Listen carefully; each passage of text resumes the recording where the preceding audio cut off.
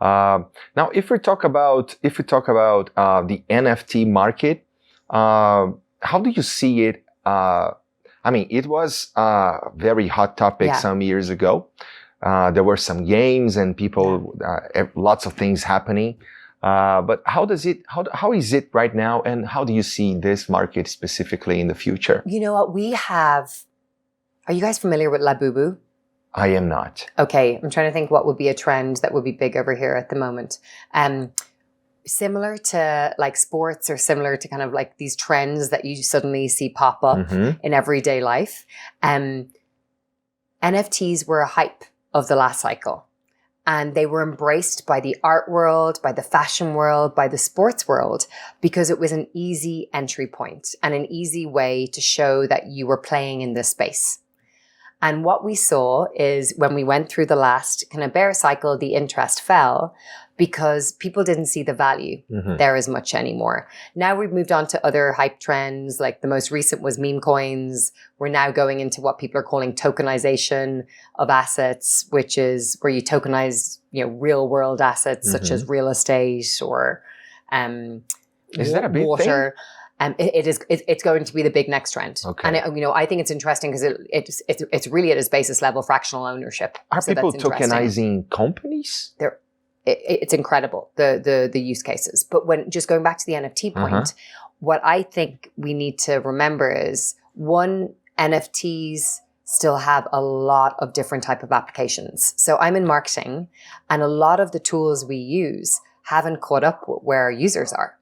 So NFTs are actually a great way to rebuild your loyalty systems, because it's a way for you to connect directly with your users and give them benefits and perks in order, if they're engaging with you. So NFTs, if we look at the next spate of use cases, it will be really interesting for how we use them for loyalty schemes and how we update Web 2 companies and ensure that we're growing user loyalty through that, because you can have a direct access to perks.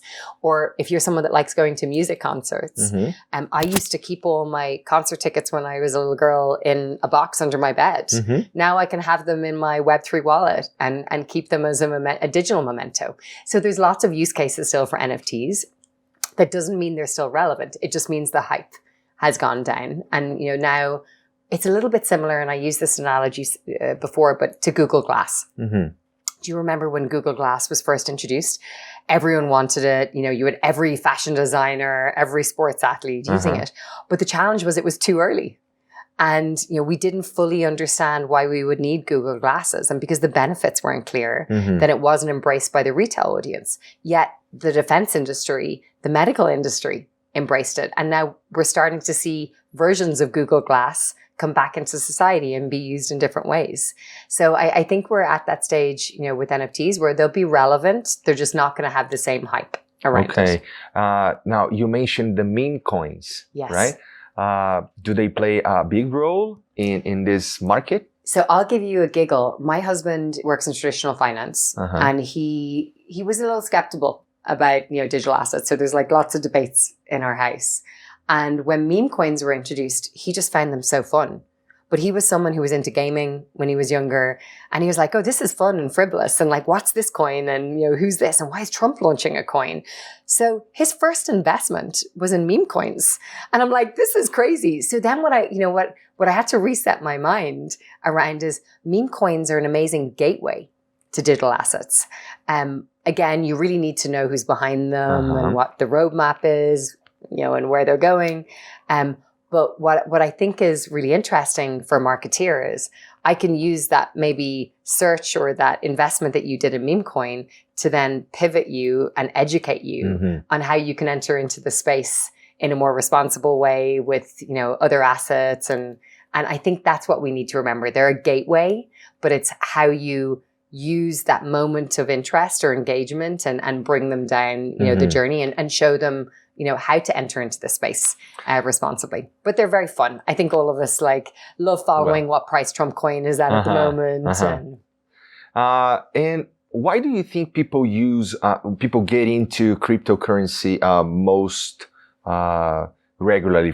I mean, do people see buying Bitcoin as investing or as a way of having money kind of free? I think there's so many reasons why people enter into the space. I think if you start in first chapter, it was because, you know, I have a lot of friends who are gamers who are buying skins. And that's why they used Bitcoin, you know, and acquired Bitcoin. And then they started understanding a little bit more about the Satoshi white paper and what the promise was. And they got interesting. I think I think there's a large majority of people who got into the space initially because the traditional finance sector had forgotten them and hadn't given them access, you know, to tools. Like I live in the UAE now. I'm Irish, but I live in the UAE. And, you know, I was shocked to discover that my babysitter wasn't able to open a bank account because she, at the time, before she joined us, didn't earn enough money to open that. So she was using crypto accounts in order to be able to send money home. So there's other people who are using it in a high inflation economy, you know, like Argentina, where they're using it to protect their earnings and to be able to ensure, you know, like Turkey, for example. Turkey's got 160% inflation at the moment. And it's crazy. Like the volatility. So that's one of the number one markets globally. Now, it's being used for many other cases, but that's one of the reasons why people first discovered it and entered into it. So I think the use cases are broad. Like we're seeing more recently people who are looking at investing in ETFs as part of, you know, a diversification of their retirement funds. So that's what I love about this space. It exists and has a value proposition for everyone, depending. And we probably haven't even unlocked all the potential yet. But we're on a journey to do that. And we're lucky enough as Binance because of our user base. And, you know, one thing I credit our founders, you know, I credit them on a lot. What they built is extraordinary, but they are ruthlessly obsessed with the users and the community and how we can optimize and how we can be better. And that's how we learn what are the new products and services and innovations that we need to introduce.